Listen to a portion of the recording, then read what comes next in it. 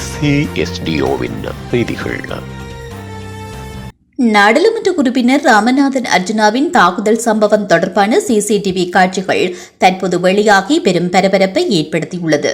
யாழ்ப்பாணத்தில் நாடாளுமன்ற உறுப்பினர் ராமநாதன் அர்ஜுனா உள்ளிட்ட இருவருக்கிடையில் நடந்த கைகலப்பில் படுகாயமடைந்த நபர் தற்போது அறுவை சிகிச்சைக்கு பரிந்துரைக்கப்பட்டுள்ளதாக தெரியவருகிறது.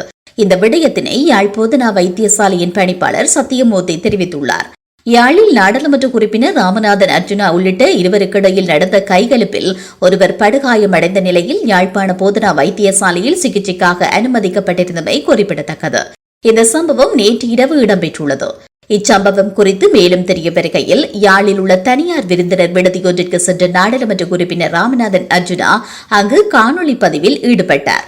இதன்போது அங்கு நின்ற நபர் தன்னை காணொலி பதிவு செய்ய வேண்டாம் என்று அர்ஜுனாவிடம் தெரிவித்தார். எனினும் அர்ஜுனா அதனை மீறி காணொலி பதிவில் ஈடுபட்டார். இந்த நிலையில் அர்ஜுனாவுக்கும் குறித்த நபருக்கும் இடையில் முறுகல் ஏற்பட்டு கைகலப்பாக மாறியுள்ளது. இதன்போது படுகாயமடைந்த நபர் யாழ்ப்பாண போதனா வைத்தியசாலையில் சிகிச்சை பெற்று வருகின்றமையும் குறிப்பிடத்தக்கது.